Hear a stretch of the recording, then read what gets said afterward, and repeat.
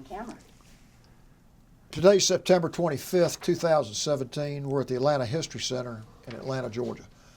My name is Joe Bruckner. I'm a volunteer with the Atlanta History Center, and with me is Tony Hilliard, who's also a volunteer, and Sue Verhoff, who is the Director of Oral History and Genealogy at the Atlanta History Center. We're honored to have with us today Mr.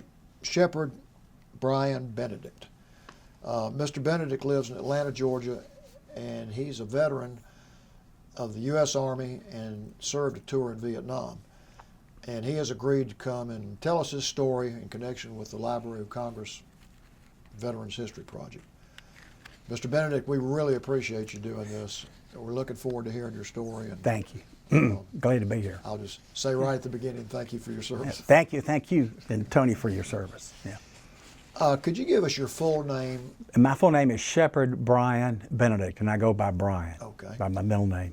Where and when were you born? I was born November 3rd, 1945, here in Atlanta at Piedmont Hospital. Okay. And where do you currently live? I live at 5 Muskogee Way, which is a street that dead ends, that is off of Muskogee, that dead ends into Peachtree, about a mile south of here. Okay. Tell us a little bit about your upbringing. Well, I grew up here in Atlanta. My father spent a short period of time in Tampa, Florida. We moved back here in the early 50s. I went to E Rivers Public School down at Peachtree Battle in Peachtree, then to Westminster for a couple of years, and then went away to school, to boarding school, to Asheville School in Asheville, North Carolina.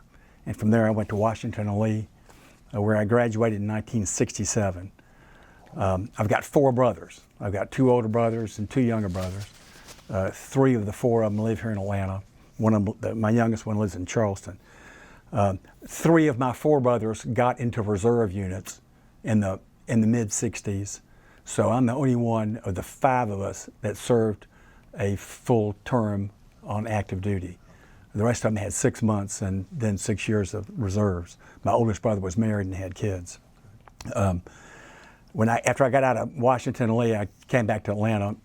At that point in time, it was right after LBJ kind of closed down all the reserve units. It was a lot more difficult to get in a reserve unit. So I went around. I knew I was going to get drafted. I wasn't going to graduate school. I wasn't going to law school. I wasn't married. I didn't have any children, obviously. And so I was, at that time, those things were all exclusions from the draft. And I'll make a comment about that later on. And so I went and talked to the Navy recruiters downtown in Atlanta and the Army recruiting office, and I ultimately decided to go into the Army.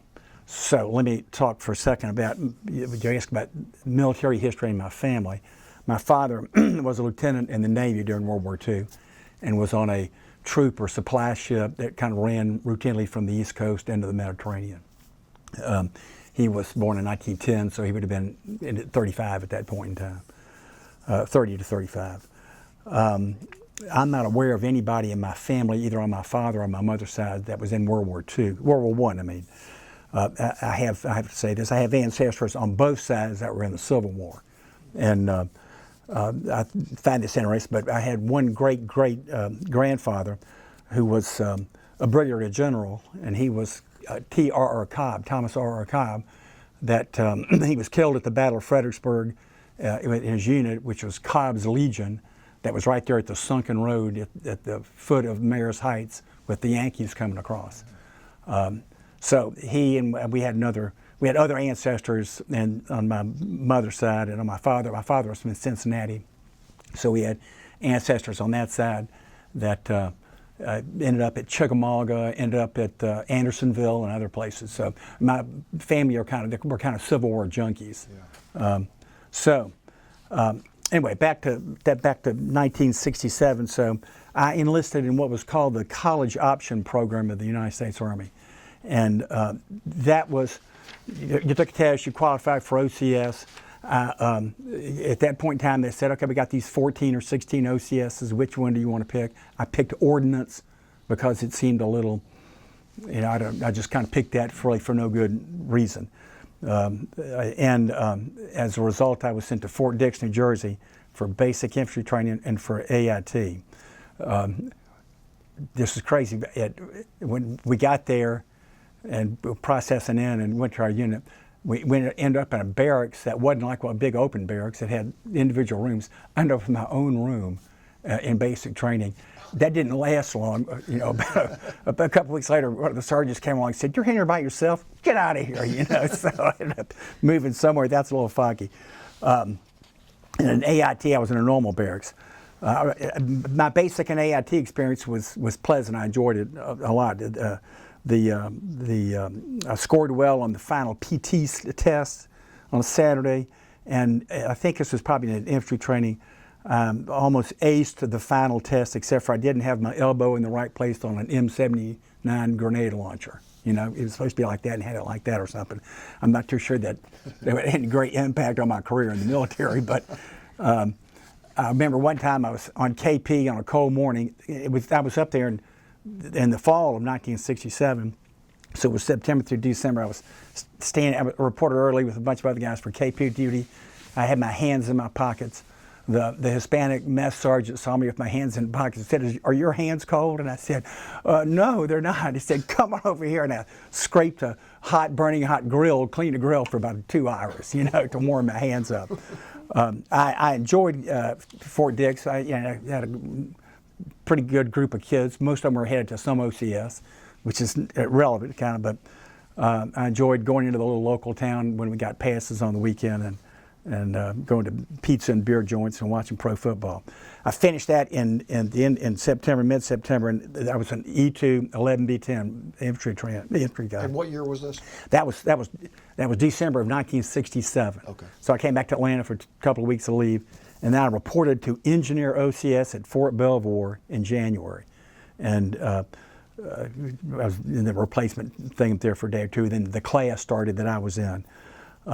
During AIT, I'd gotten an upper respiratory infection, and I got sick, and I never really got fully well. But so during the course of being in engineering OCS in January, February, I got sick again, and I didn't particularly care for OCS. I didn't particularly like it. Let me back up. I told you that I had signed up for Ordnance OCS, and during AIT at Fort Dix, they gathered all the college option kids together, and they said, we're changing the deal. You used to be able to pick 14 OCSs, now it's down to like 5 or 6. So everybody that was going to this one is now going to that one. So they limited it to the only remaining OCSs you go to, of course, were infantry, armor, signal, artillery, and engineers. And I don't think any others. I may be wrong there. So whoever was going to Ordnance went to engineering OCS. So that's okay. So, but I got up there and I just didn't take care for it. I got sick again. I got pneumonia, and so I was in the hospital there at Fort Belvoir for a couple of weeks. And when I got well and got out, I ended up working in the orderly room. When I was at Westminster one summer, I went to summer school and I went and took a typing course, so I knew how to type. So I leveraged that into a job in the headquarters at the replacement detachment at Fort Belvoir, waiting for myself to get completely well.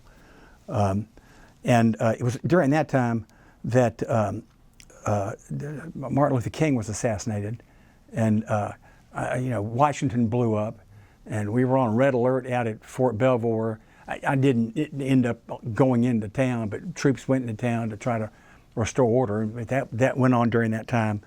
During that time, fortunately, I had a lot of friends that had gotten out of college. They were living in Georgetown, so I was going to Georgetown a lot at night during that short period of time. And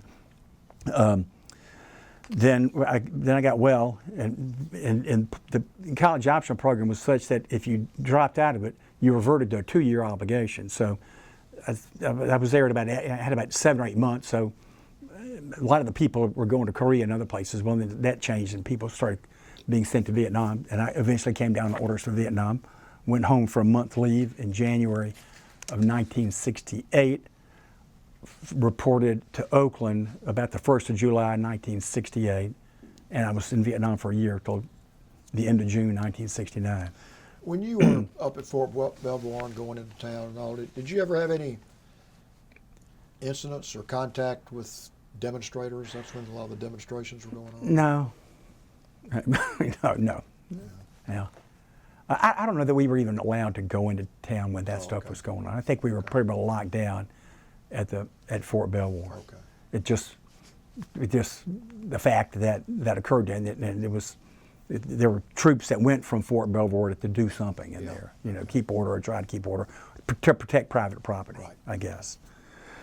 So I came home and was on leave, and flew out to Oakland, and there I was reunited with a guy named Paul Matson, who I'd become friends with at OCS. He too had dropped out of OCS, and I can't remember exactly why. He was from Ann Arbor, and so we kind of hooked up together. And I'm telling you that because we stayed together all the way to the 25th Infantry Division. So we got assigned and assigned and assigned along the way, and ended up in the same place. And what rank were you? I guess I was a E3. Okay. I think you became an E3. I'm a little foggy on that, but I think I was probably a PFC E3. And I added to my 201 file a secondary MOS of 7810, which is a clerk typist. I figured if I had that on there, that might help at some point in time. So there we were, this mass of young guys at Oakland, and all enlisted guys, and the announcement was made that if you gave blood, you could get a pass that night. So Matson and I put our hands up. Okay, it sounds like a deal. So we went and gave blood. We went into San Francisco and went to the Fairmont Hotel and saw Jack Jones' show, and had dinner. We had a great time. And, because 36 hours later, we were headed to Travis Air Force Base, So that was kind of fun. So we ended up in Travis, flew to Hawaii, and then Clerk Air Force Base in the Philippines, and then I can't remember this clearly. I think you landed at Tonsanute, and then they bus you over to Benoit, where the replacement detachment is. Do you remember that at all? Did you go in that way? I went to Tonsanute, but didn't go to Benoit. I can't remember. I can't remember where that replacement detachment was. I remember getting off that plane and getting on a bus that had mesh wire all over the windows, and I kind of said, this must be serious, And I was there for about 3 days. I was there for about 3 days, So. What was your first impression when you walked to the top of the ramp out, getting off the plane and looked out? Well, it was just inferno hot, and I really was. It was a little disturbing being in that bus, which my memory of that is it was just kind of run down part of town that we seemed to be going through to get to where it was we were going. Yeah. That's about as good a first impression as I can cough up. We spent a couple of days in that replacement detachment, and again with this guy Matson, and we both came down on orders to the 25th Infantry Division. And so I didn't know what that was or where it was. We flew up there on a Caribou, and went to that replacement detachment. And so that first night of that, I was processing in finance, and this guy, his name was Steve Pennock, I think that was his name, the finance clerk. I said to him, I'm PFC Benedict, I've got a college degree, and I have a secondary MOS. Who can I talk to about maybe using something other than that 11B10 designation? And he said, well, go see Master Sergeant Omar Richardson tomorrow. So the next day I kind of went AWOL from the replacement detachment, and went into the Quonset hut thing, and I'd like to see Omar Richardson, Master Sergeant Richardson, and that was him. And I said, look, I got here yesterday, and I wanted to see if I can talk to somebody about doing something other than just going to the field. And he said, well, here, go over here and talk to Spec 5 Greenleaf. So I go over to his desk, Spec 5 Greenleaf, and I said, I'm PFC Benedict. I came in yesterday, and I'm a college grad, and I've got a typing skill, and I want to see if I can talk to somebody. Well, he reached down on his desk and picked up my personnel file and said, yeah, I know all about you. I've been looking for you all morning. And so he said, come over here and talk to Captain Byron A. Malagrades, who was the AG captain. I talked to him for about 6 or 8 minutes and said, you want to come work in this office? And I said, I think I do. Yeah, you got a place for me here. He said, well, go get your stuff and come on, go back to the replacement attachment and get your stuff. I'm kind of compressing that story a little bit, but that's essentially what happened, Malagratis was a short time away from graduating from the Citadel and had some kind of something, I don't know, that he had to leave the Citadel. He went down to, ended up going immediately down to Columbus to Benning and went through OCS and was a distinguished military grad, was able to pick his corps. He picked AG, and that's what he did. And he spent 20 plus years in the Army, and I saw him back in 2008. He lives in the capital of Maryland. Okay, up in Maryland. Annapolis. Annapolis. He lives in Annapolis, and my wife and I were up there for a friend's wedding, a friend's son's wedding, and he and I hooked up in there. So anyway, that was fun seeing him. So I went down. So I brought my stuff in, and somebody took me over across the way to where the tents were, and I went into my tent, and so I spent a year working in that office in personnel. I was in an 8-man tent, the conventional canvas tent with the plywood floor. And I'll just say his name. Harry Petrosky was a career guy that was like an E6 that was there. Peter Haas was an enlisted man, a guy named Rimschneider.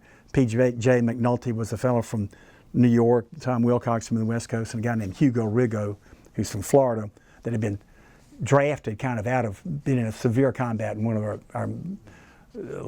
our units, and he gotten injured, and they said that's enough for him, and he came in there and he entertained us and regaled us all the while with stories of being out in the field.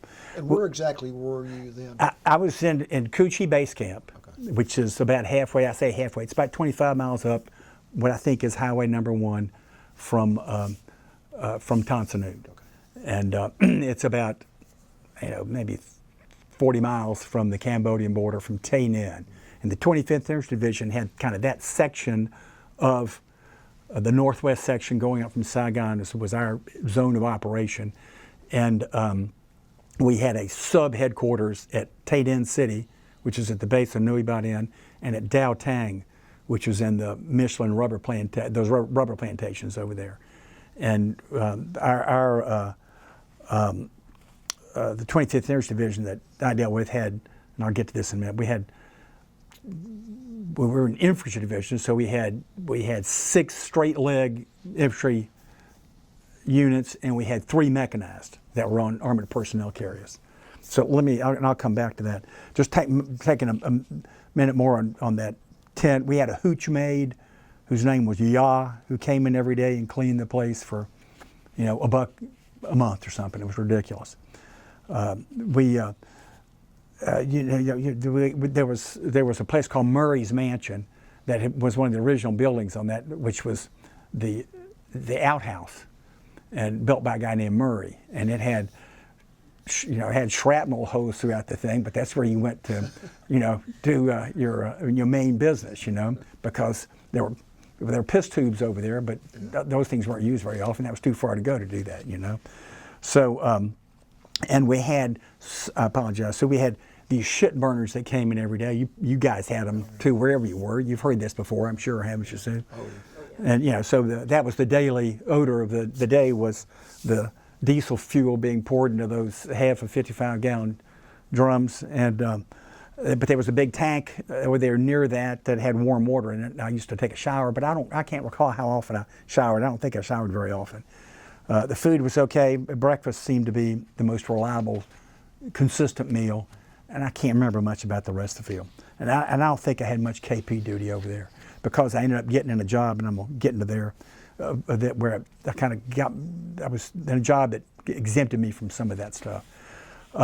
What I did for about the first 3 months was, in that personnel office, was cut the orders for people returning to the States, people that had served their year, whether they were in the field or whatever unit they were in, people that had made it to the end of their year. We cut orders, and I can't remember. I think we got these big computerized logs, and we had to convert that into finding that person and where he is, and cutting the orders and getting the orders out to the personnel sergeant to get to that guy's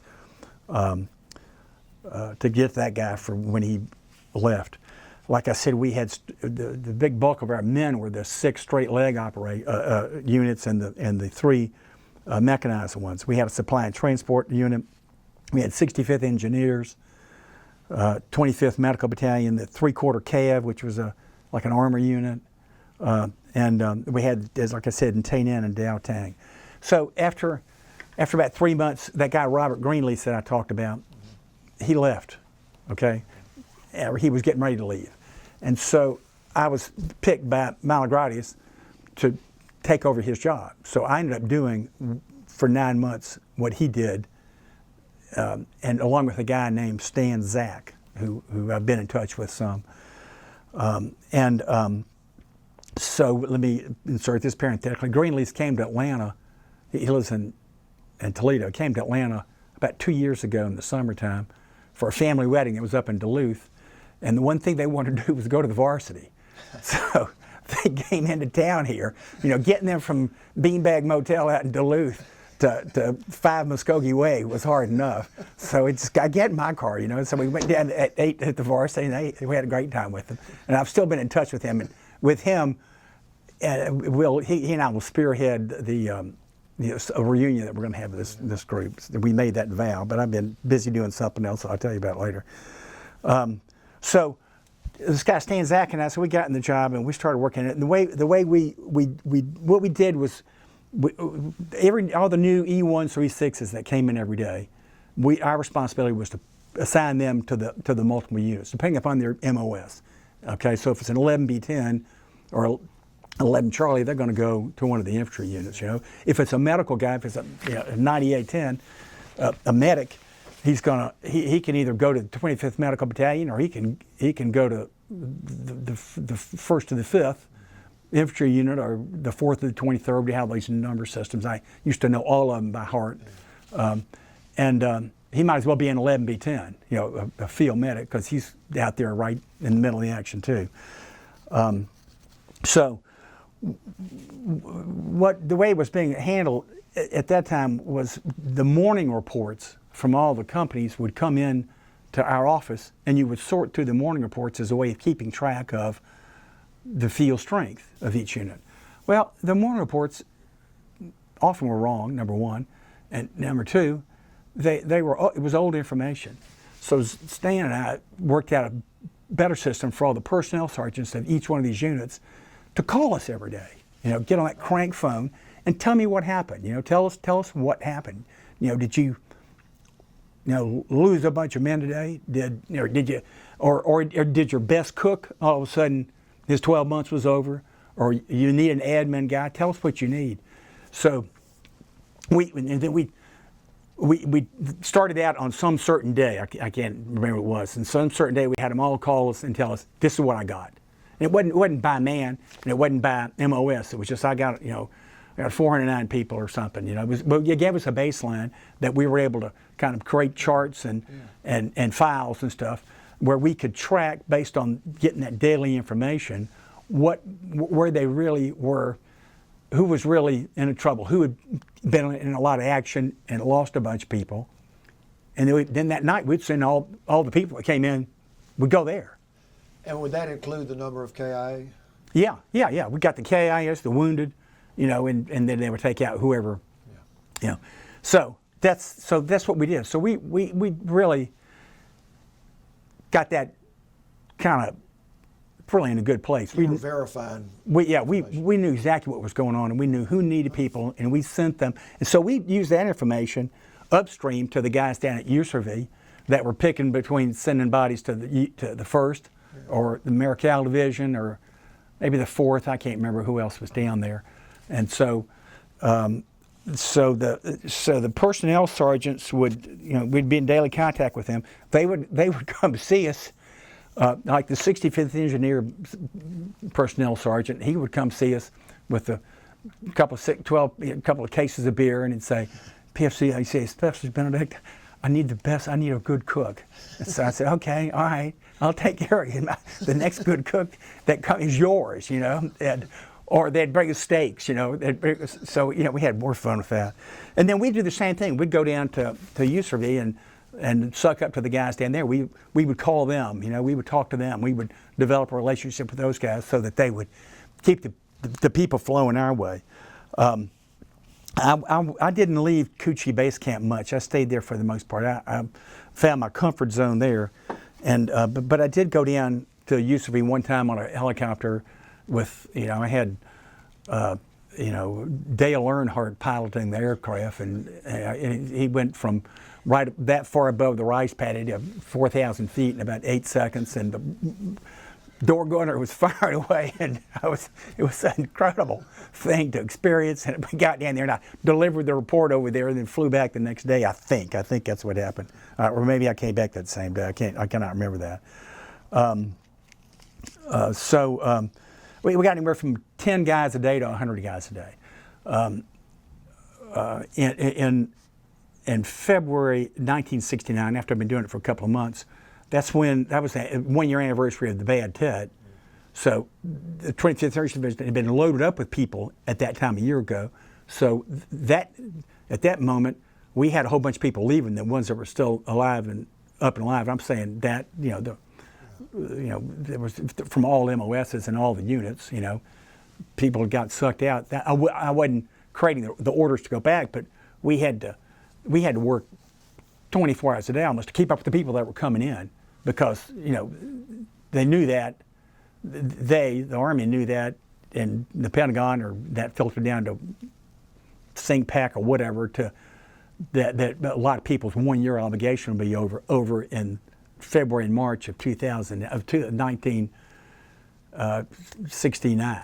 So that was one of the Bronze Stars I got, was for that period of time, for the work that Zach and I did to keep ahead of the curve on filling all, just doing that, just. And we do want to hear some detail about your being awarded the Bronze Stars. You can do it now or later.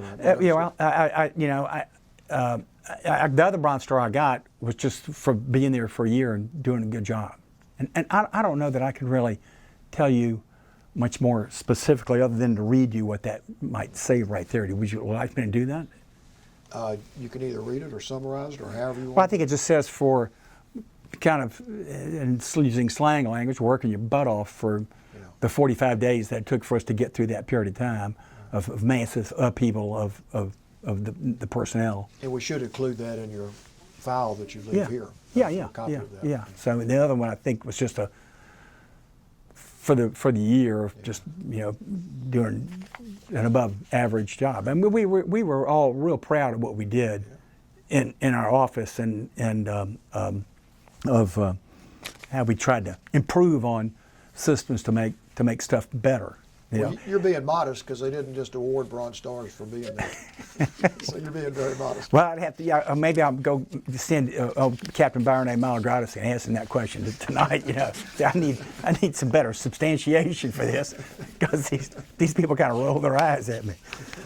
All right, so some days we didn't have a lot of them. Some days we had a whole lot of them. So we were always trying to sort out who needed this and who needed that, and get those kind of support people assigned to the right place. And then the 11B-10s and all the other ones, the other combat arms one were easier to place, because there were only a certain number of places to put them. They didn't go to the supply and transport.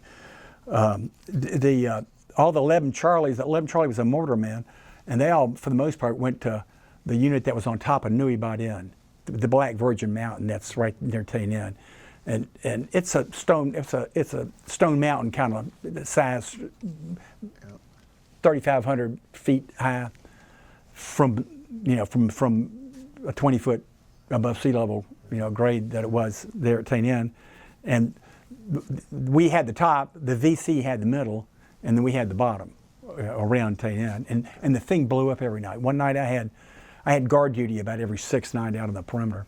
And our 25th Administration Battalion section of the guard duty, the guard looked to the west, maybe slightly to the northwest, and if you got up into the tower that was there, we had a 50 caliber machine gun and a starlight scope. You could see on a clear day, clear night, you could see Nui Ba-Din, and I took binoculars up there and watched it, and you could just see it explode and just kind of blow up, and it was just a mess. So anyway, that's where all the 11 Charlies, they all went up.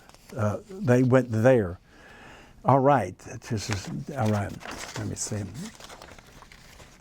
Okay, being in that personnel thing, when we had one of our guys that left, we would start going through the orders, going through the personnel files and trying to pick the right guy to come in and be with us, be with the 16 or 20 enlisted men that were in this particular office that were doing those kinds of things, those kind of personnel things. So we would sort through those things and look at and call them up and interview them. If we liked them, we'd say, "Look, come here, you go get your stuff. You're gonna come up here and work with us." All right, so on these infantry units, some of these, it wasn't so much the mechanized units, it was the six straight leg ones. I mean, there were some units that I tell you, we replaced 75% of the men monthly. Because they were killed or wounded. And some of them were just eternally in the wrong place. And I don't know geographically, I can't look at a map and tell you where they were, but there were some of these six straight leg units that that were hardly in combat. So, and I can't explain that any more than I know that's a fact because I know where we sent the people, and that just reinforces one of my observations, which I'm sure you guys had the same observations on the fact that you're either in the right place or the wrong place, and luck was a big part of it, and everybody. Coochie Base Camp got rockets and mortars on a regular basis, and that was kind of part and parcel. Unless you were, I don't know how big Cameron Bay was. My feeling was about as big as inside 285. It's just some gigantic place. But I don't think anybody was ever completely, totally isolated from, the danger of being in that environment. Talk about just your feelings when you were under attack, a rocket attack, because you were in as much danger as anybody else. Yeah, and I've got a longer thing on that, and in fact, I can kind of skip to that, I think. And I don't want you to skip it over anything. That okay, well, but I'll answer that because I really was kind of I've never got. Let me put it this way: I was scared the whole year I was over there. Okay, but at that time when those things happened to me, for some reason, I kind of enjoyed it, It was kind of just so completely bizarre and foreign to anything I thought any situation I'd be in, that I would kind of look around and try to soak it up, and just kind of visually see it. Now, so I'll describe that in more detail here in a little while. Eventually, here's one. In our job in that office, from time to time, the division headquarters was like right next door to us. And so the generals that were over there, and the colonel, a guy named Colonel Fair, F-A-R, was the chief of staff for the most of the time I was there. And they liked to have young guys from the field that had been in real big time combat as the waiters. So we would, from time to time, once every couple of months, they'd come and say, "Okay, I need 3 waiters." So you would go out to the personnel sergeants and say, "Give me one of your outstanding guys." And these guys that came in were young men that had really been in the heat of the battle. And I'll just cite one of them was a black kid from South Carolina who'd won a Silver Star. Silver Star is big time, And he just had this stunned look on his face when he went from being in a completely hideous place to wearing a white jacket and waiting on a bunch of white guys, primarily white guys at that time, and the officers' mess. So anyway, I'm just saying that because that's interesting. That's just something that we kind of like. The first time I remember being asked, he said, "What? You want to do what?" But we did it, and that was not a bad thing. They got that kid out of harm's way, and hopefully he's back in South Carolina right now. Maybe I did know his name, but got him out of harm's way. And my friend Paul Matson that I mentioned to y'all. Yeah. Let me back up and tell you that Matson, while I'd gone AWOL up to find Master Sergeant Omer Richardson, Matson had gotten interviewed with a dog platoon and he got into a dog platoon.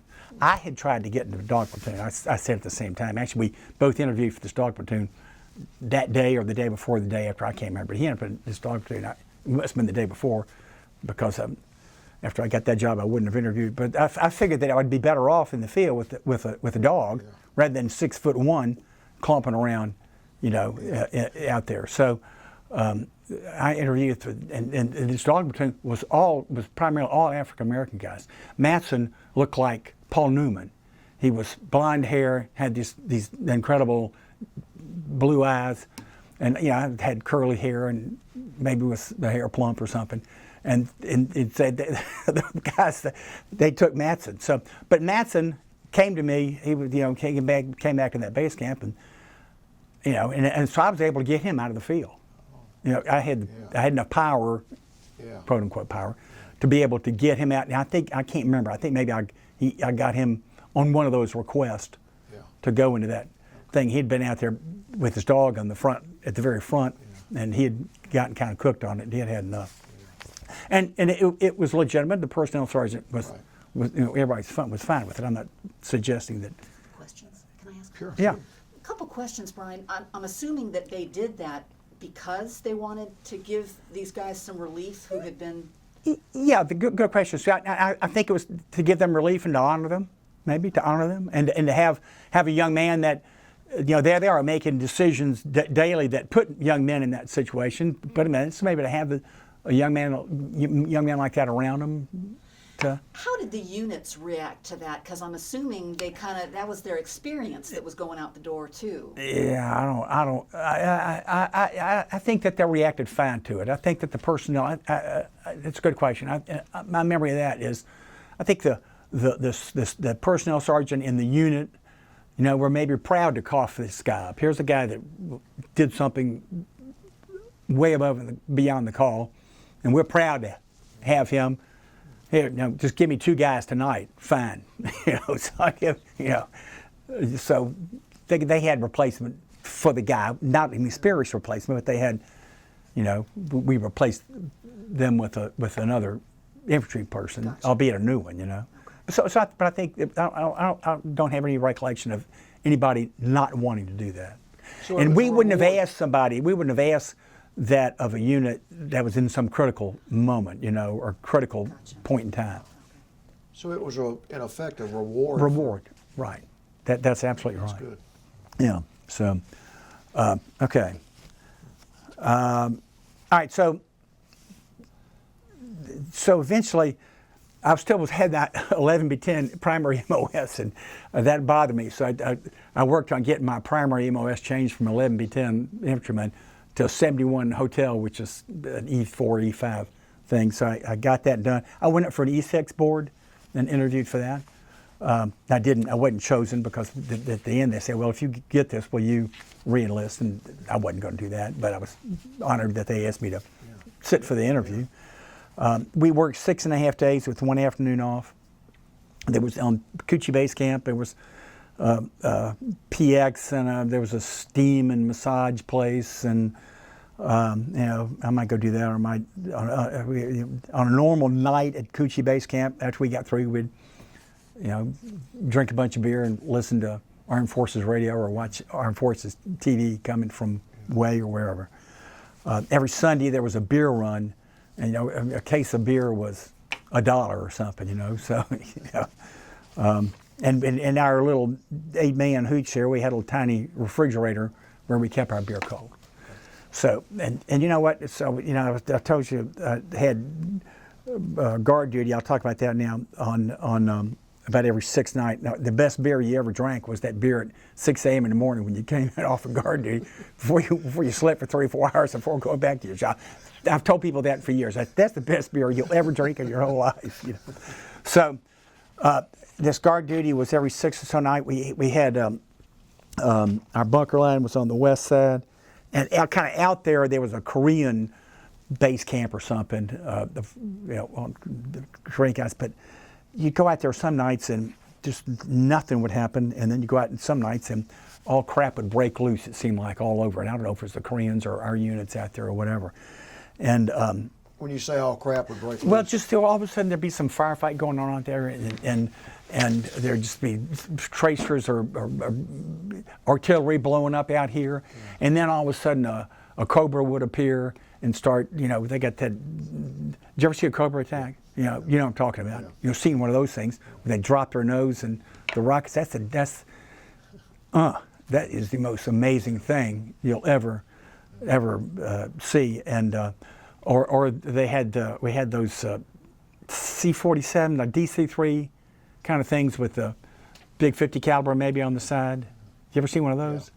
Yeah. And I think I'm describing that right. Yeah. Saw that thing floating around. Illumination flares. Cranking the radio. We had the radio that took you to the officer of the guard with the classic phrase of "What the fuck over?" Yeah. Have you heard that before, Sue? I'm not saying that for the first time, am I? No. I didn't think. I think Sue has heard it all. I don't want to, I don't want to insult you, but it's one of the greatest phrases of all time. What the fuck over? I was in the construction business for 30 years. I'll tell you more about that, and I use that from time to time, because it was incredible sometimes the stuff that happened. So there were these bunkers. I guess we had 6 or 8 bunkers. And they were spaced, some distance apart, and 3 men to a bunker and 2 were awake at all time, and 1 sleeping. I mostly stayed awake all night. I never could sleep out there. I took a bag of M&Ms and ate those, and that part of the world, 6 months was the dry season and 6 months was the rainy season. So 6 months, though, I'm in a rather civilized place. You're either covered with dust or you're covered in mud. And I remember many nights being in that bunker in the rainy season, just sitting inside, and the thing was full of water, and you had your gun up somewhere. Luckily, nothing ever happened to my particular bunker, though we did get ground attack, and I'll go back and talk about that in a little while, and where the VC wiped out, right directly next to us was a third of the 13th Artillery had the responsibility for this 6 or 8 bunkers, and they got overrun, and a bunch of them killed in there on the night that we got ground attack in February of 1969. But I'll come back to that. Those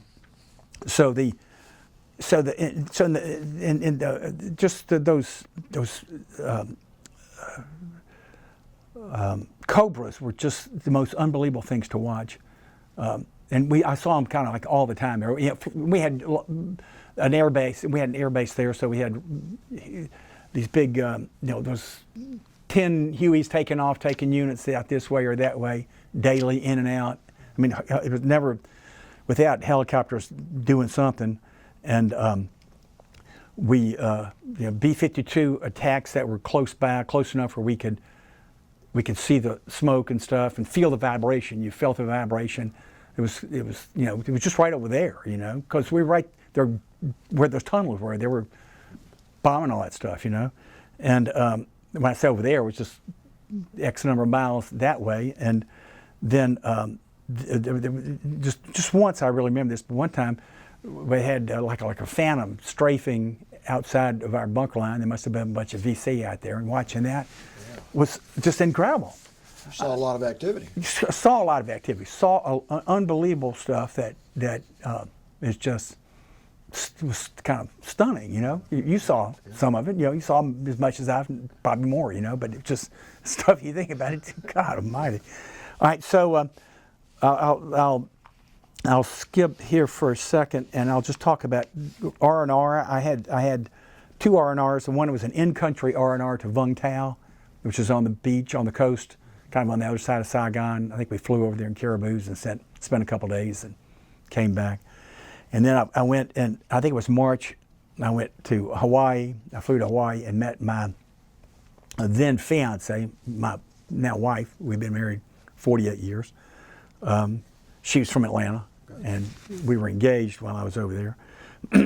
I'd graduated from W&L. She went to Hollins College, which is just right up there next to W&L. So when I was in the Army for 2 years, she was a senior at Hollins. She graduated a month before I got home. Yeah, and then we got married in August. So she came out with my father and my stepmother. My mother died when I was a freshman in college, and my dad had remarried. So my father, at that point in time, I was able to do this, but my father and I, we liked Scotch, so the plane stopped in Guam or someplace, and I bought 3 or 4 bottles of Black Label Scotch, and we had, I can remember some of what we did. No, I think it was what we stayed, just teasing, of course. We stayed on the Big Island, and then we went to Maui for a couple of days, and then they went back home, and then I went back. So that was my R&R experience. Okay, so then I got another stray one for you, and that's Donut Dollies and the USO. And you know, I really liked the Donut Dollies, and I liked what they did. I liked what they did at Fort Dix, and I got picked sometimes to be in some of their skits and stuff, and I always got a kick out of doing that. And so and they were around Vietnam. I don't remember them real strongly, but I remember the USO positively, and I give them money every year. Talk about, give us a little more detail about what you saw and what they did.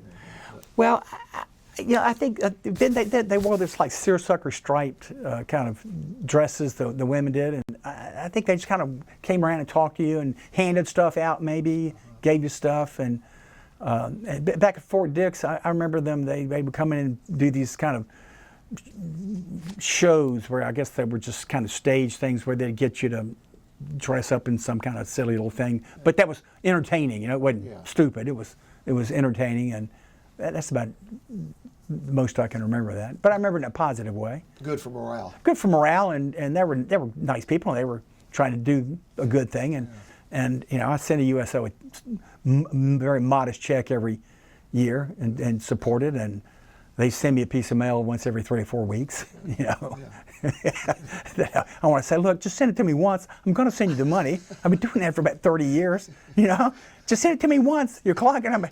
And I keep the darn return address things, you know, that I stick on the few bills I mail these days. You know, they don't want you to forget them. That's right, exactly. God. Okay, so one time, this is a story on going down to Saigon. I went on the mail run down to Saigon on one of those deuce and a half or deuce and a quarter. What the hell was it? I can't remember what they were. Deuce and a half. I used to say deuce and a quarter, my next younger brother, because he was a reserve Army cook. He went for his 6 months, and he would call him deuce and a quarter just to be stupid, you know. So I got to call that. Okay, but I went down there on the mail run to Tonsanoop, and it was an overnight thing. So my friend Zach Thwaite, whose name I mentioned earlier, was in Saigon in this obscure kind of small unit that he had a helicopter at his disposal, and he was an enlisted man.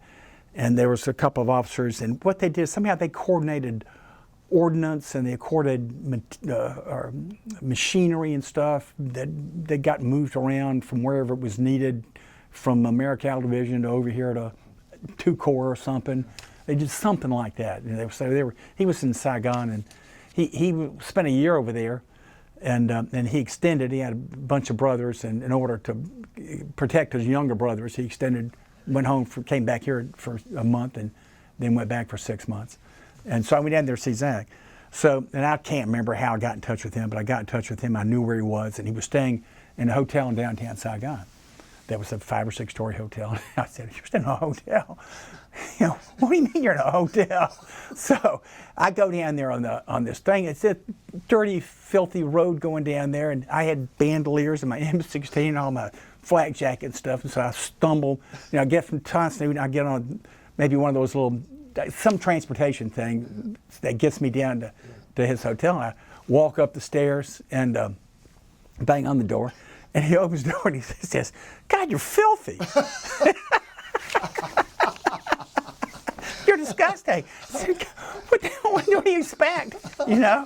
So, and he had a flush. I said, "God, I hadn't seen a flush toilet in 9 months," you know?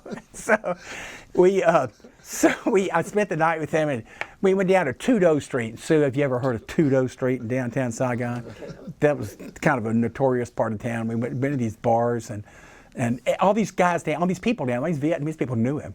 And because Zach he dealt in the black market in fans or whatever he did, you know, he did all this mysterious stuff, and he's still kind of mysterious, but one of my dear friends. And so we had this kind of crazy night with him, and then came back up. And so he and I have loved telling that story for the years. And I didn't really realize it, but that was really, I realized this much later on, 10 years later, when, you know, he was really the only person that everybody else knew that saw me there. You know? Yeah. Because nobody else around here, you know, that we knew that was in our group of guys that grew up here.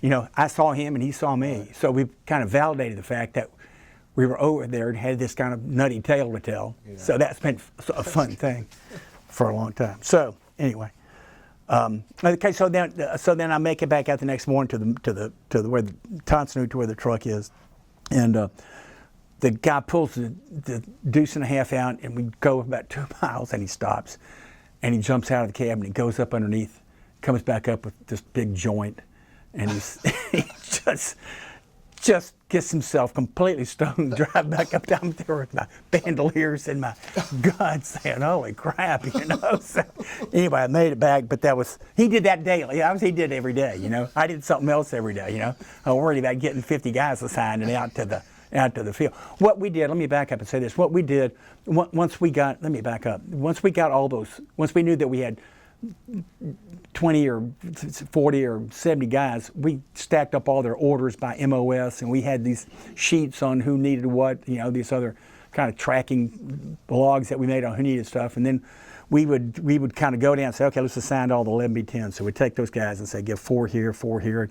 We'd already talked to the personnel sergeant. I'm going to send you 4 guys or 10 guys. What company do you want them in? Well, I want 2 in Alpha Company and 4 in Charlie Company. So we'd write 2 Alpha Company, 2nd, 11th, 4th, you know, whatever it was on their, it wasn't carbonized, but maybe it was kind of carbonized, triple set orders or something. So we'd write that on them, and then after we got all of that done and had them all assigned and the place to go, then those orders would go to finance, and then they'd go to the printing shop, and then they'd get printed and then taken down to the replacement attachment the next day to give people. That was part of that story that I didn't remember to write that thing down, but that just bounced in my brain. So, okay, so back to Zach. So I got back up there, and then I'll talk about I got wounded one night, and that was during a rocket and a mortar attack, and that's another one of my entertaining stories. I was sleeping soundly away in my cot. I was still on top in the tent, and so we had kind of a routine rocket and mortar attack, and the siren goes off, and I bailed out and low crawled across the floor to get to the bunker, to go out the front door to get to the bunker, ran down underground, and unfortunately, when I bailed out, I kind of bailed out right on top of that small refrigerator that had our beer in it, and in the tumultuous rush of going to the thing, I tore about 4 toenails off of one of my feet and a big old huge chunk of skin, and so my foot was just a mess.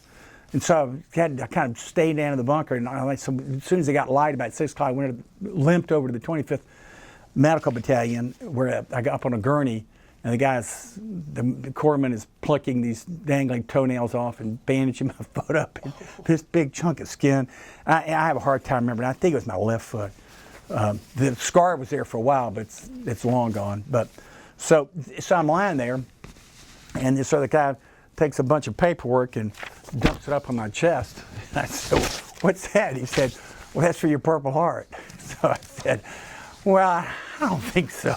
You know, thank you very much, but I don't think so." And I've thought from time to time of maybe going back and seeing if that's in the records and getting my Purple Heart, but I've not pulled the trigger on that. I think I like telling the story more than actually getting the Purple Heart, you know. But you probably officially have a Purple Heart. Yeah. I mean, I qualified for a Purple Heart. I got wounded that night, and I was bleeding profusely, and I was in a hell of a lot of pain, you know. And I limped around until I got well. So. Okay, one day, the 25th Aviation Battalion's mess hall, which is kind of adjacent to the 25th Administration mess hall, a guy pulls a tray out, triggers a bomb, and kills a bunch of guys. Kills a couple of guys. I'll say a couple of guys. Yeah. You know, so the VC, it was often said that the VC worked in the base camps, and I don't know if that's true. I don't think the young lady I referred to earlier, who was our hooch maid, I don't think she was a VC, but I'm sure that there were VC in doing things inside the base camp. So the ground attack that I referred to was in February 1969, and the base camp was hit on three sides. At the base camp, we had, of these helicopters, we had a bunch of Chinooks, those big twin rotor helicopters, and they blew up 9 of those Chinooks that night, reduced them to rubble not much bigger than this table. It was unbelievable. I've got one report. This is my ground attack on Kuchi base camp, 26 February 1969, by a guy that was a pilot for the mule skinners. I'm not too sure what, I can't remember exactly what they did, but this is a multi-page report. That it was just kind of so that was the time when that you asked me that question about a while ago, and our assignment for the 25th Administration Battalion was to form a perimeter around the division headquarters. So here are tents and everything over here where we are, and division headquarters is just right across the way. It's not 2 football fields away. Yeah. And then here where our offices were right kind of adjacent to that. So so I get the guys, and I'm the only one of those clerks that had infantry training, you know. So those guys always, when everything happened, they said, "What do we do next to me?" I said, "I don't know, but let's all get real low, you know. let's get stay as low as we can." So we go over there, and I remember exactly where I was. I could take you to it if I could get back on that place. But I was in this culvert right next to the main road, not the main road, but the road that went down in front of the division headquarters. And I was in that thing with all my hard hat and M16, and the rockets were falling literally close enough to me where the shrapnel blowback was blowing all over me. And the helicopters were all over the place. The ordnance was going off all over the place. And I just kind of became extremely calm and just kind of looked at it and kind of watched it and kind of enjoyed it. It was just so completely crazy. Helicopters around, and then it kind of ended at some point in time, and morning came, and there was still VC in the base camp. I was told that took us a couple of days to get out and participate in that, but they blew up 9, and some reports say 14. I've seen a report from an artillery from another unit that did a write-up of the thing. It said 14 Chinooks were the thing. This thing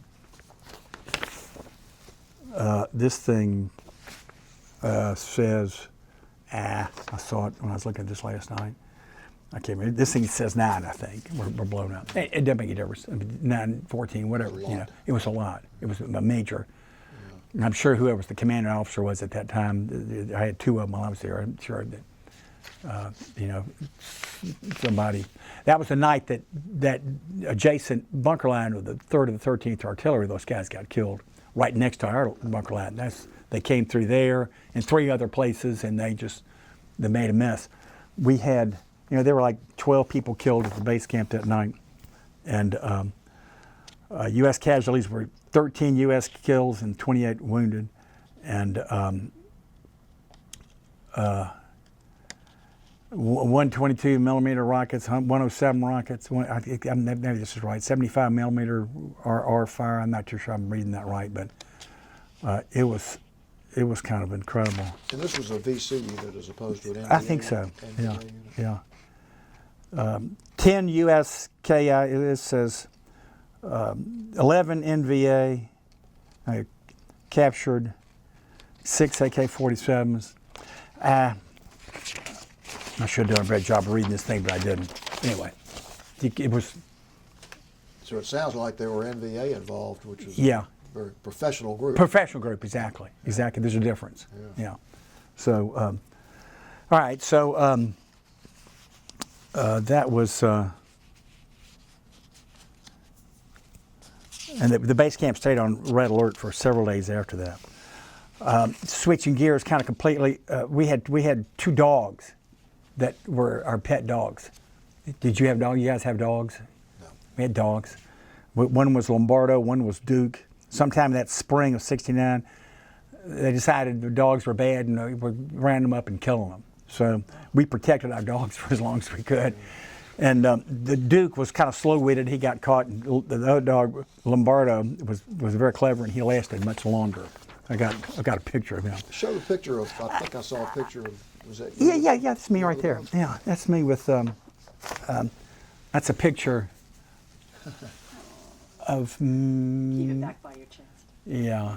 This is me. This would have been late in my term because that's in the new hooch. I'm getting ready to talk about that, and that's the black dog, and that was Lombardo. Lombardo. Yeah, who was a free spirit. Yeah. Okay, and that was my cot right there in some kind of folding chair, and Budweiser in the background.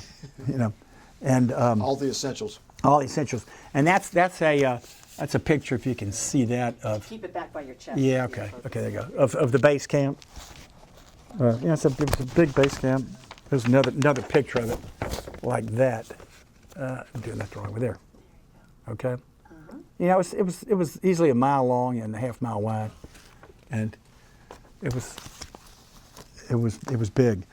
So I lived in that tent. I love that tent. Then the Army decided they wanted to build new hooches, so they built these new hooches. That's where that picture was. That had poured concrete floors and wood walls and tin roofs and held about 20 guys. They still had an opening where you could get to the thing. I hated them. I just thought they were just stupid, you know. And then they built a pool right there, and I thought that was consummately idiotic, you know. Anyway, I never shared that opinion much. Toward the end of that year, I got fixated on improving my physical condition. Why? I'm not too sure. I exercised a lot, and this is the one. I quit smoking, which is ridiculous because, you know, why would you want to quit smoking while you're in Vietnam? If you smoked, you know, why not go ahead and just keep smoking, you know? But I decided I'd quit smoking, so I quit smoking. I started again about 5 years later. I slept in the bunker for the last 2 or 3 months. Did you do that? Did either of you guys do that? No. You get real paranoid that one of those rockets is going to land on you. So I slept in the bunker. You know, my turn came, and the 1 or 2 guys, he left, or whoever was down there, so I got my spot down there. So I went down. That makes sense. Yeah, so I went down there and slept down there because I could sleep down there. But we had cockroaches that were 4 or 5 inches long, and you know, they filled it. You know, you just were covered up in these cockroaches. But I would rather have the cockroaches than be upstairs. Yes. You know, so it was. I like telling that to my friends here. I had multiple short timer catalogs. Okay. Yeah. Like we all did. I was paranoid. I de-roasted my date of estimated return from overseas. Remember that phrase, de-roast? Yes. You know, Very well. in late 1969 from Tonsanute, I think flew out of there to Japan, stopped in Japan, then Anchorage, and flew over Alaska down to Oakland. And I was discharged from the Army. And then I stumbled out to the San Francisco airport and got on a late night flight that I think stopped in Houston or Dallas and then to Atlanta. And Gracie Slick and the Jefferson Airplane were in first class. You're kidding? No. Wow. They sing you a song? No, they didn't. They were up there drinking, I think. You know, it was like an 11 o'clock flight. I just did the stewards, whoever said that they were up there. You know, you couldn't go up there then. That was first class. Right. You know, Right. It's not like today. You know, when this would have been the first week of July. It looks like July 3rd or 4th, 1969. I think I got home maybe the day after July 4th or something. I think is when I got home. So I was, I think, like you guys would agree, I was stunned upon returning to the States. You know, just all of a sudden there, and boom, you're not. Yeah. You know, things that you just were isolated. We were so isolated from the world, the world back then, that you really didn't know what was going on. I remember this is neither here, but just all of a sudden I came back and African Americans all of a sudden begun appearing in all the ads on TV. You know, a year earlier they weren't. You know, Which was different than when you left. which was different than when I left. You know, and I'm not making any statement about that. I'm just other than a statement of fact. You know, just stuff changed so large. It wasn't like today where everybody communicates over the technology when you're You gone. didn't know what was going on. No, didn't have any idea what's going on.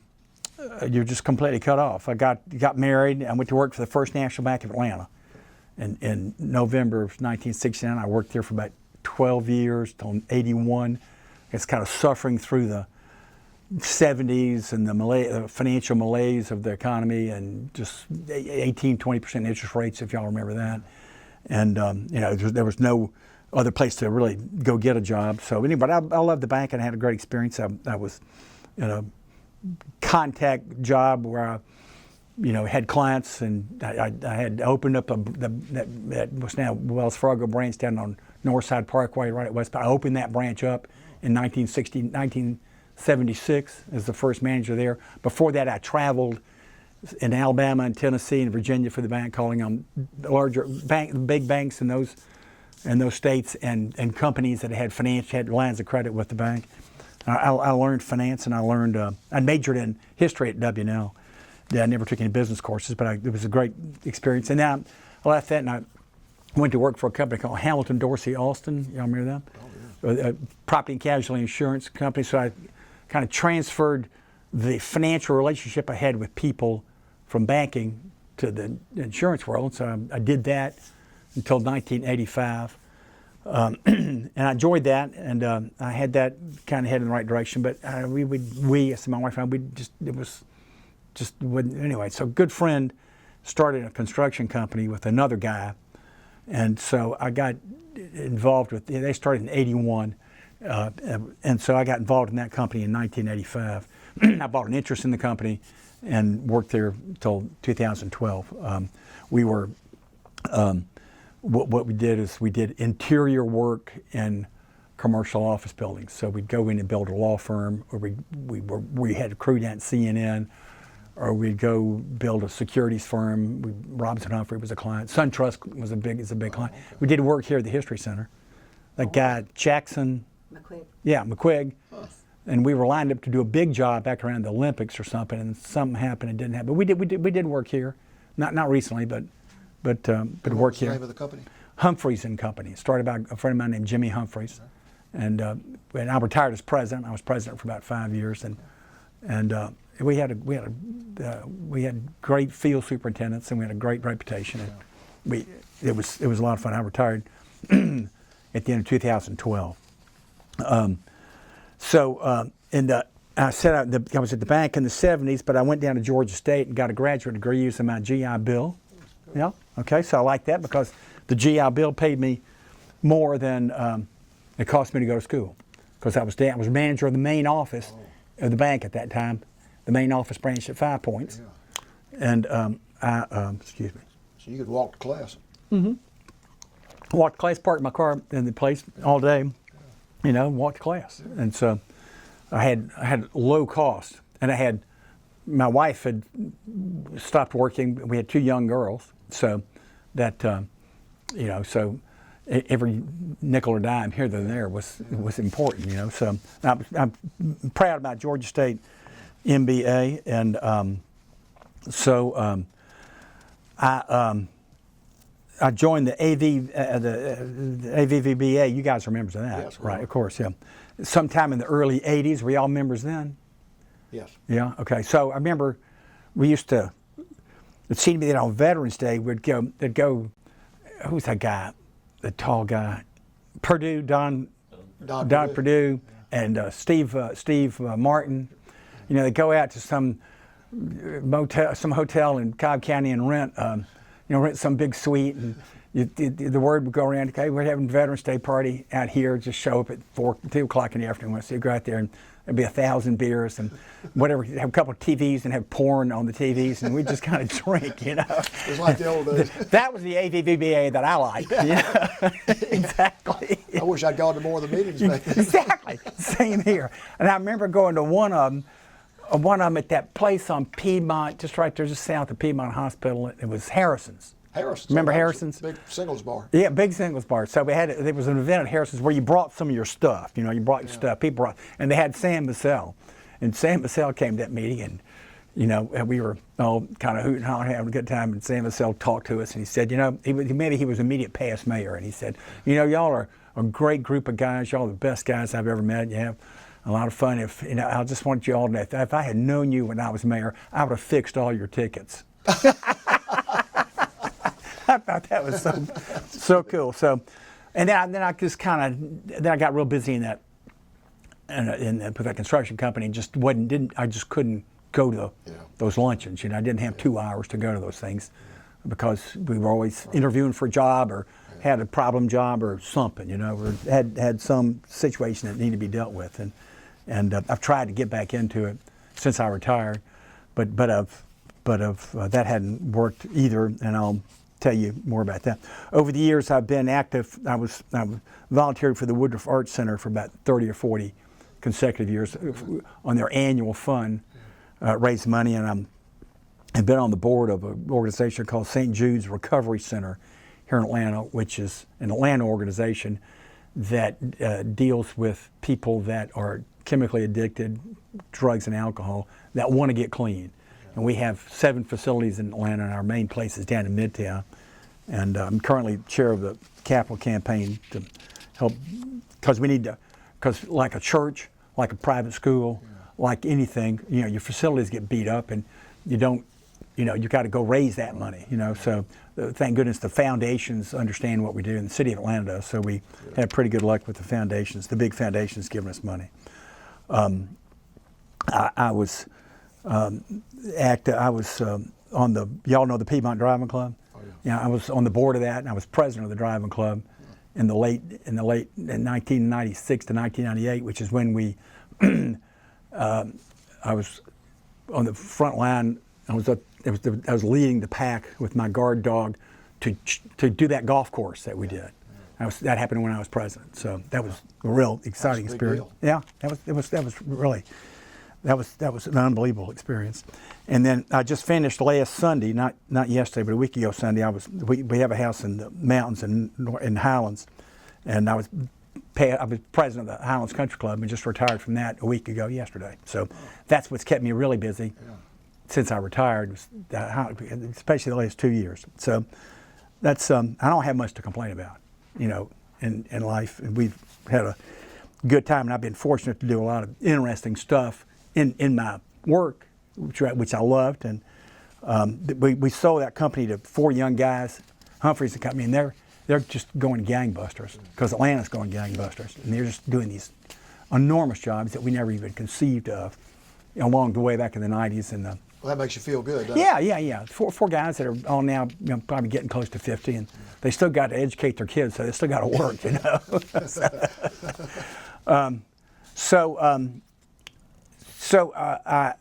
Here's another thought. So after coming home, I had a long series of dreams about Vietnam, and my main theme was that they were sending me back.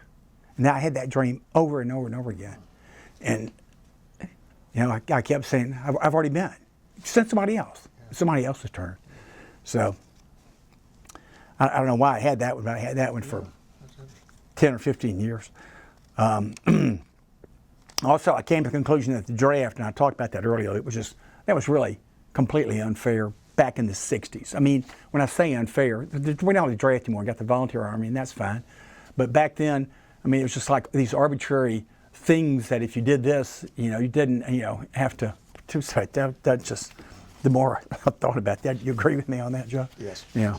So, and then I took that trip back with Beecham in 2014, and mostly out of curiosity, see where we went, you know, spent a year, 50 years ago almost.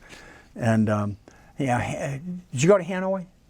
Did not go to Hanoi. Yeah. I went, furthest north I got was Hue. Was Hue, yeah. Talk about your impressions when you went back. Yeah, okay, so there were 90 million people in Vietnam now, and 6 million live in Hanoi, and 300,000 or so live in Hue, and 9 million live in Saigon, Ho Chi Minh City. I mean, for the most part, we encountered people that wanted to talk to us, wanted to learn about America, wanted to, what'd you do? You know, and we talked to them. You know, are you in school?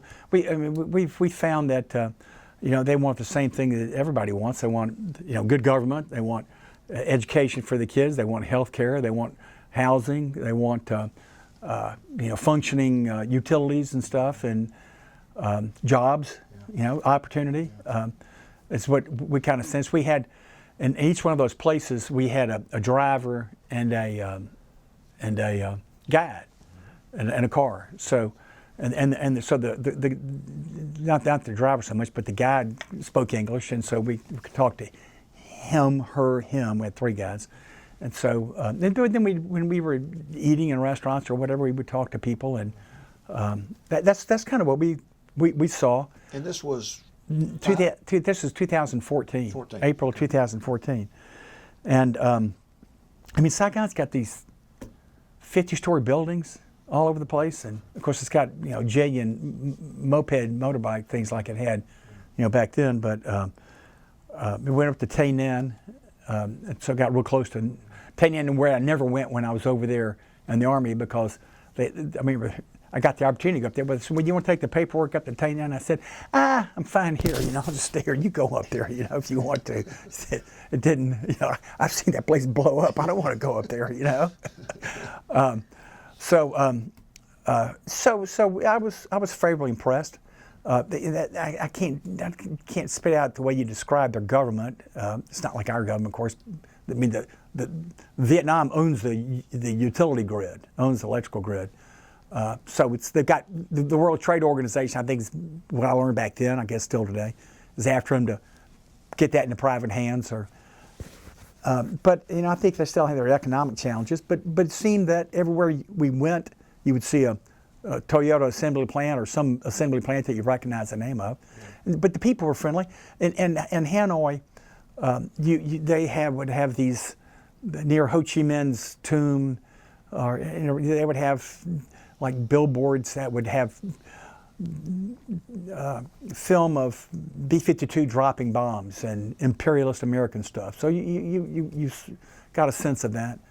That feeling was still in there. Didn't see any of that in Hue, and maybe a little bit of that in Saigon. more in the north. More in the north, as you would understand, right. You know, because we bombed the hell out of that place, you know. The hotel we stayed in, my room looked right over on the lake that McCain's jet crashed in. You know, we went to the Hanoi Hilton. We went out to Halong Bay, which is a 4-hour ride out, which is a big popular tourist thing. We saw a couple other museums that had some anti-American stuff in it. When we went up to, let me back up here, back to when I was there. Back to this best trip. So when we went, when we were in Saigon and went up to Tay Ninh, we went by Cu Chi Base Camp. And you could not get on Cu Chi Base Camp because it's now an Army of Vietnam base camp. And so they got the guards out there, and if you even stop when you drive by, they'll point the guns at you. I'm exaggerating a little bit when I say that, but right. The driver said, they don't like us to stop here, but I'll stop here for a minute so you can take a picture of it. Yeah. And then about a mile that way was a local museum, and that was kind of a anti-American museum to a certain degree, but they had a little armored personnel carrier, and they had a Huey, and they had other stuff like that, a bunch of inside the museum were a bunch of mortars and rocks, and they had this painting that somebody had done of the night of that ground attack. They had a painting of the night of that ground attack that I experienced. Wow. I got a picture of it at home. I should have brought my computer with the pictures I took. But there was a picture of the whole place burning up and all these helicopters burned that some local guy, maybe a VC, or maybe, I don't know what he was, who did it. Feeling that was a pretty strange feeling. You know, so I took a picture of that. Said, Beachman, I was there. You know, I was there that night. Hue,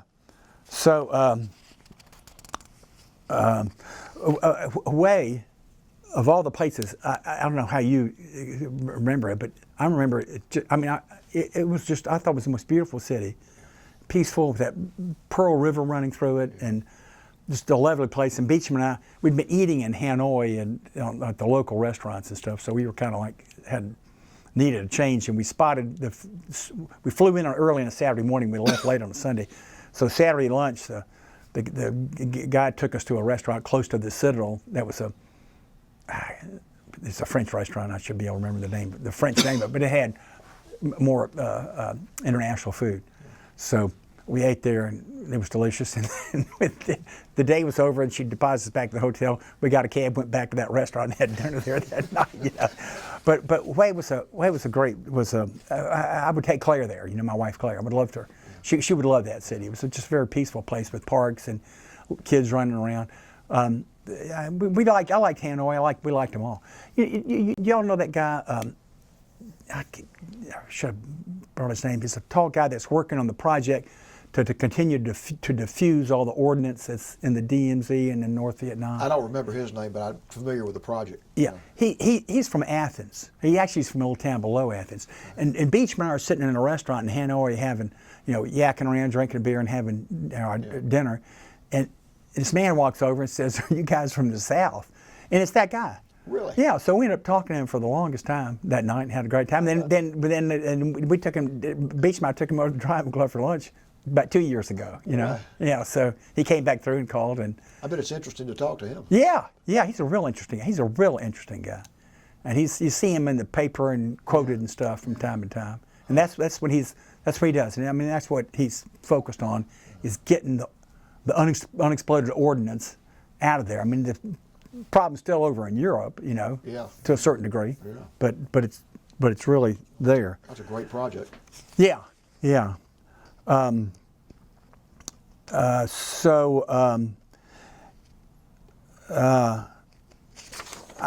got here. I had a great experience. I'm proud of what I did over there, and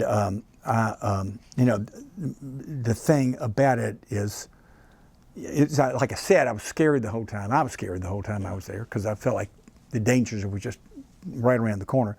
But I get it's sad. There's that whole thing is sad to me. The whole loss of life and people getting so fouled up. So let me tell you the books I've read. They're about Vietnam. There's a book called The Tunnels of Cu Chi that was written by these two British guys. That's a pretty good book. And then I read that some time ago. And then there's a book named Where the River Runs Backward, written by a guy that I grew up with here in Atlanta, a guy named Eaton Merritt. He grew up on Peachtree Battle. And he was at the Phu Quang Bridge, which was over the Saigon River down. He got blown up along with the bridge.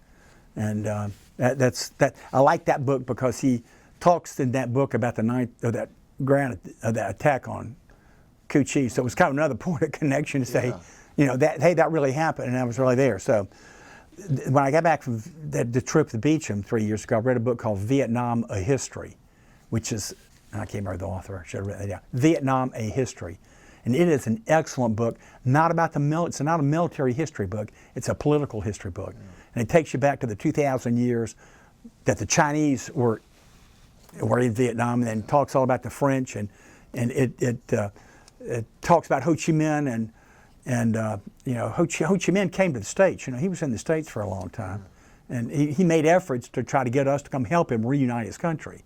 That kind of fell on deaf ears. But that's a great book. I just read a book called The Long Gray Line by a guy named Rick Atkinson. And Rick Atkinson wrote The Long Gray Line, and it's not to be confused with the movie that was made in the 50s, and it's about the West Point class of 1966. The West Point class of 1966. And most of those guys went to Vietnam. That's a really interesting book. It really about West Point life, and then they focus on about 5 guys and kind of tell their whole life story. And I read that about a year ago. And then I just read back in the spring, Way, 1968, which is a new book. You know that book? No, I don't know that. Huh? I've heard You read the it? other ones. That's a hell of a book, isn't it? I mean, that is one unbelievable. I wish I'd read that book before I went over there. Because I didn't, before I went to Way 3 years ago. I'd love to go back now that I've read that book and see it from a military history point of view. That book that's about 1968 at Way, and and it's a turning point. I'm not going to spoil this for you, am I, Tony? I mean, how far away you?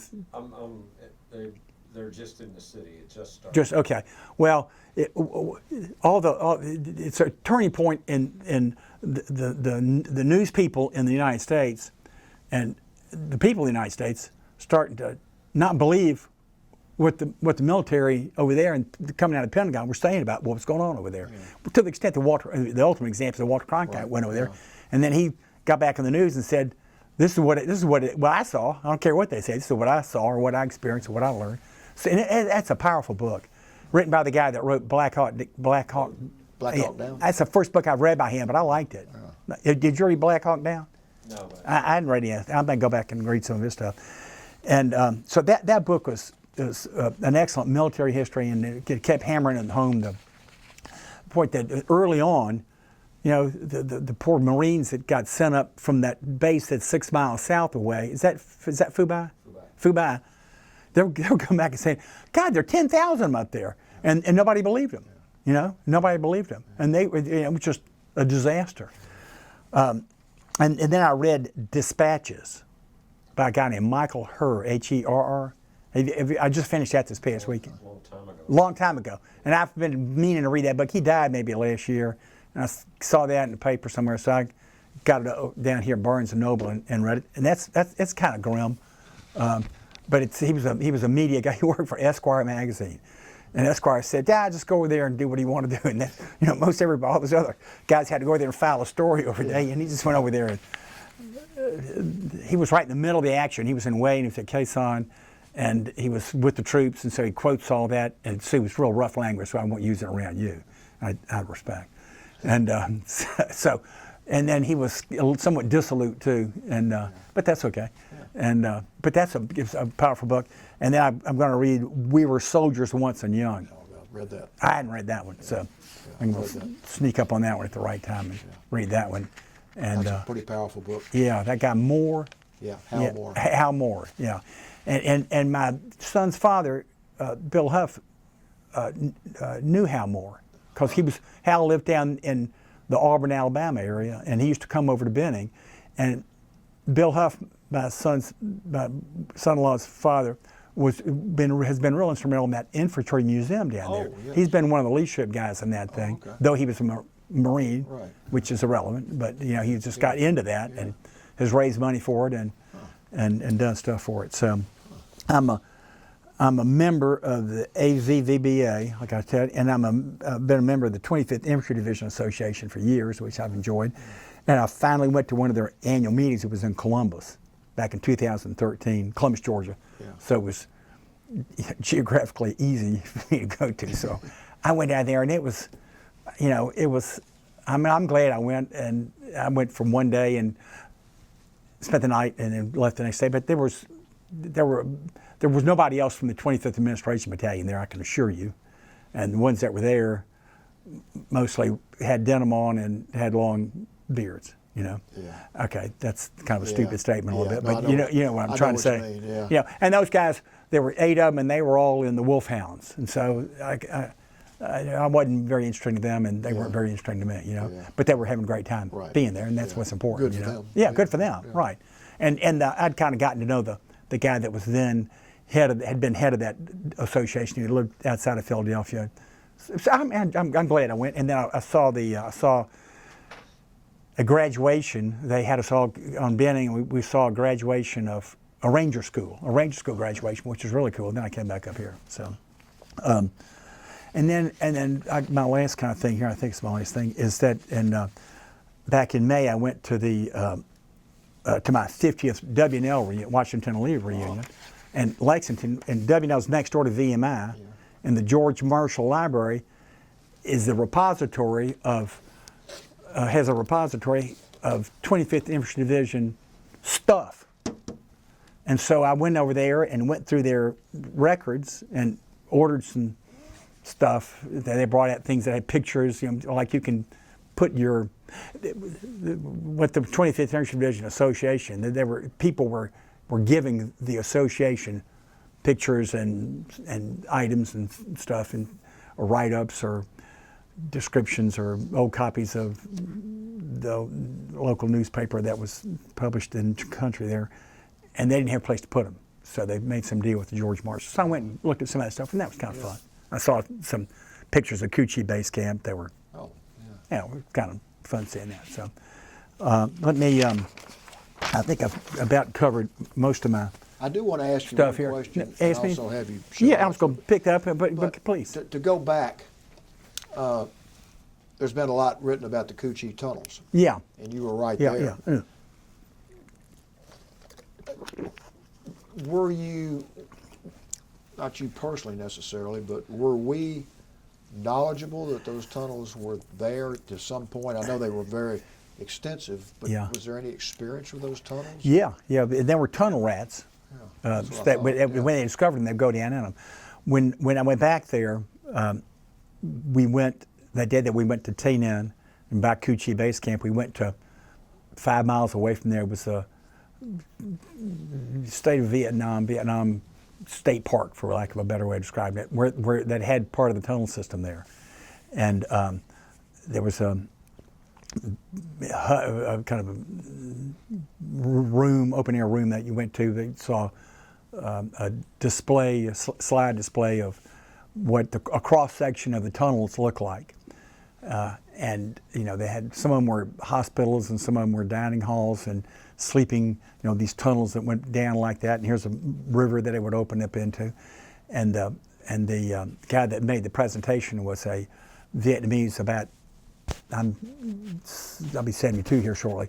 This guy was about a couple years younger than me, and he was a one-armed former VC that made this presentation. Now, a guide translated for him, and so when you saw the map, they had a map there of where the tunnels went. They were all over the place. The tunnels were all over the place, and they came up to Coochie Base Camp and stopped on the outside. But I don't think they would have shown on that map the ones that came inside. I think there were probably tunnels that came up into the base camp. I don't know that for a fact. But while we were there, Beachman and I got down in the tunnel that were available, and and then they had this one guy that worked there who came out of a hole. He just all of a sudden appeared, and then he disappeared. And you could not tell, there was no way of telling that there was a tunnel beneath where he popped up and went down in. They just knew how to make that wedge-shaped piece that fit perfectly down there. The 25th Infantry Division, we had tunnel rats that would go down in those things. That book that I referred to described that. And wasn't that a volunteer? Yeah, that was a volunteer thing, and there was mostly small people.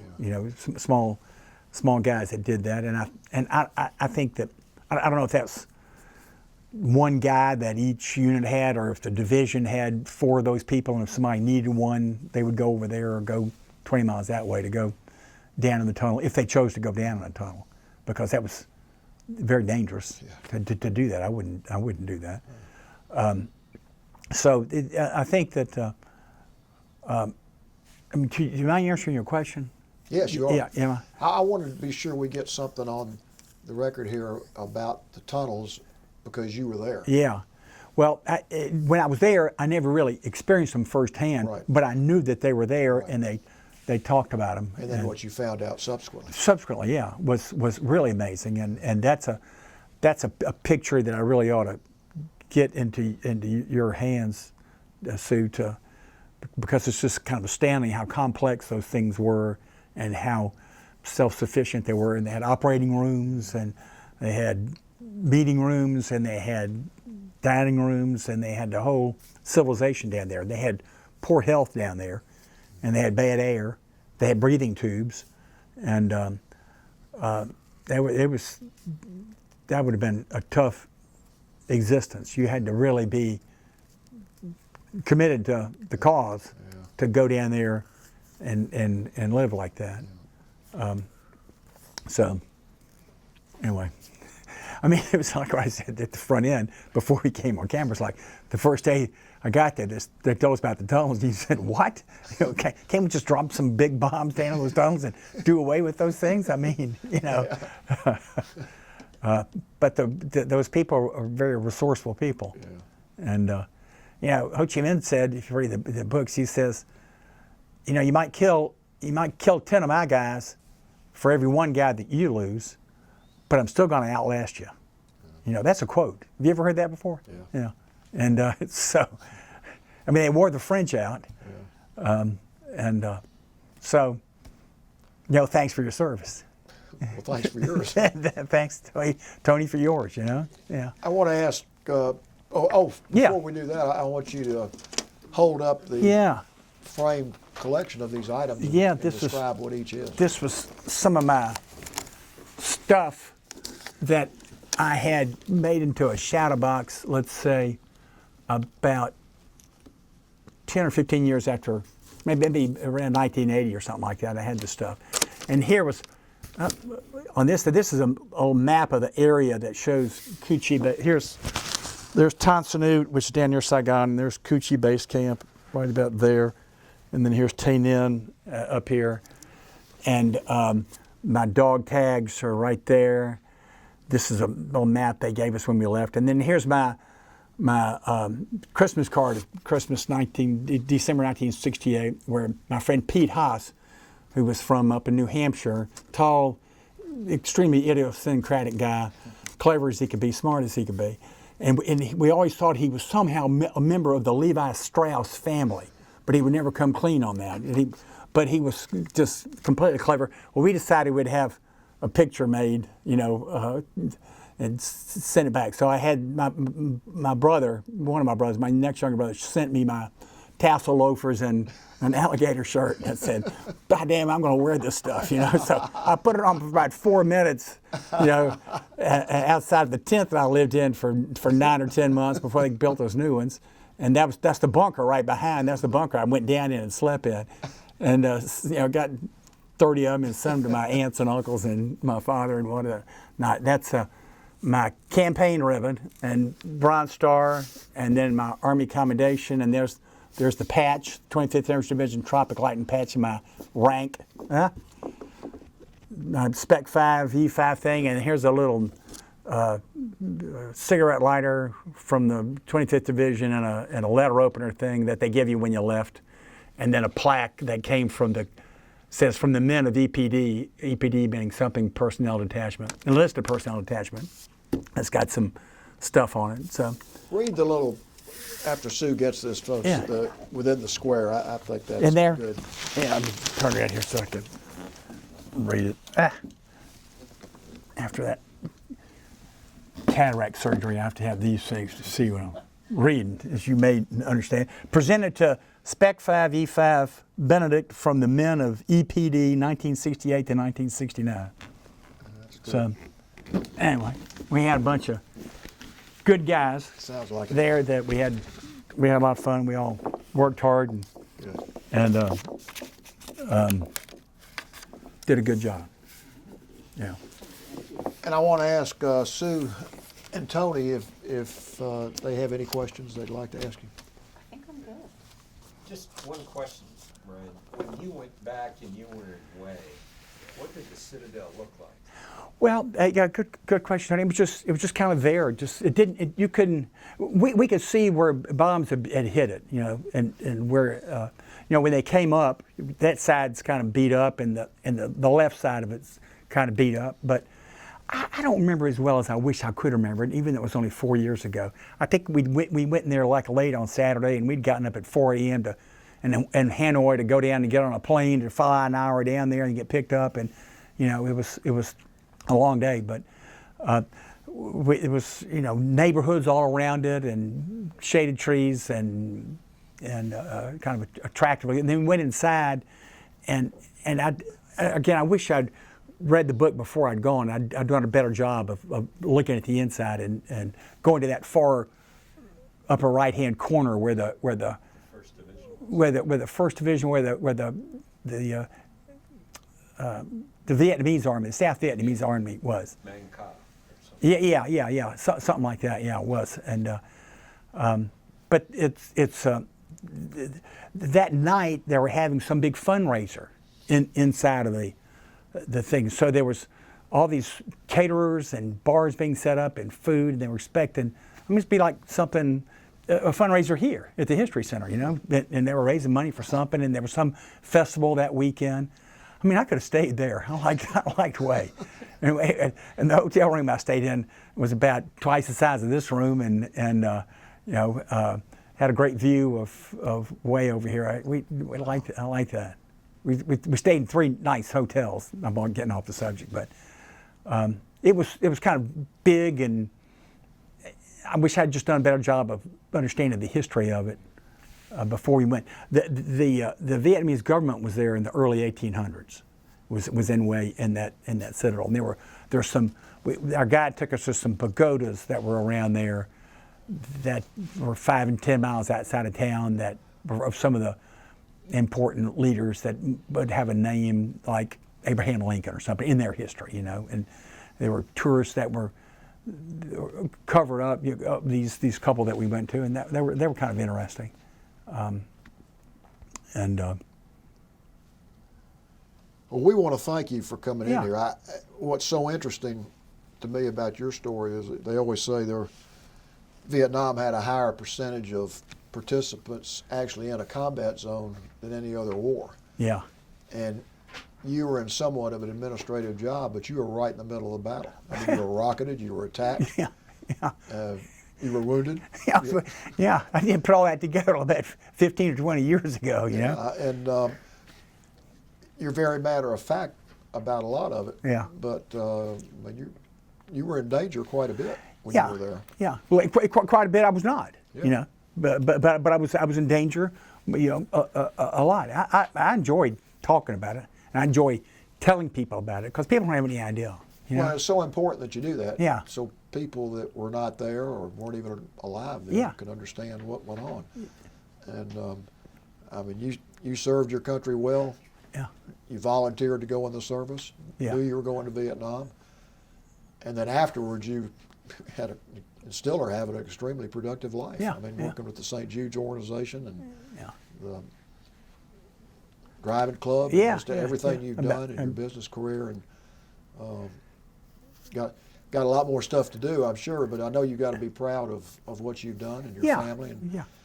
would you like to talk about your family at all, about kids or? Yeah. But we have 2 daughters, and my older daughter Claire Marie is 43, I think. You lose track of.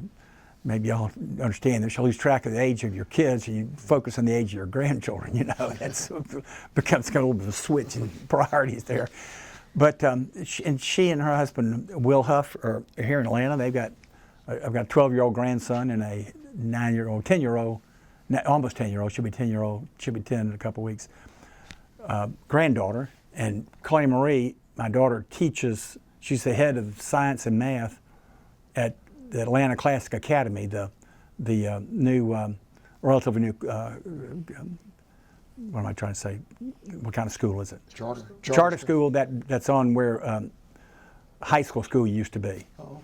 And so both of those kids are there, and Will Huff, my son-in-law, is an interior decorator, and my other daughter Molly, who's 40, lives in Richmond, Virginia, with her husband, and he's in a property and casualty insurance firm, and she's a residential real estate person. They got 2 little girls that are 7 and 4, and Claire and I left there, Richmond, Virginia, yesterday morning about 8 o'clock. We go up there for a week, about 6 times a year, and are going back on Halloween Day, so we can do Halloween with them. So, and then my 4 brothers. My oldest brother Charlie was a lawyer, a commercial real estate transaction lawyer with Womble Carlisle here in Atlanta and predecessor firms. And my brother Billy is 74, but he's still active. He's a residential builder, and he's building a couple of $1 million house out in Brookhaven. My next younger brother Thomas he's 70, and he is still active. He was a residential closing real estate attorney, and he is still active he's got a title search company that he has his son-in-law in with him. And then my youngest brother, Harry, who I sometimes described as my most idiosyncratic brother, is in Charleston, and he gives tours of Charleston. And his wife is from Charleston, and maybe 10 or 15 years ago when the internet, when the Google kind of replaced their careers in advertising. They were in advertising. They moved back there, and he got a license to do tours of Columbus, of Charleston, and that's what he does. So we have 11 kids in that generation, and you know. Well, I know they're proud of you. Yeah, For well, what you've done. thank And you. you're proud of them too. I'm proud of them too. Yeah, everybody's kind of knocking on all 4 cylinders, or maybe 8 cylinders. Well, once again, thank you so much for coming in my here, pleasure. And thank you for your service. Thank you very much. Thank Same to both of you guys, and Sue, thank you very much. Thank you. And I'll get some of my no good friends cranked up in here to do the same thing. Please So do. because Thank it's you. important. It's important for them to do it. Yes, Yeah. thank you. All That right. was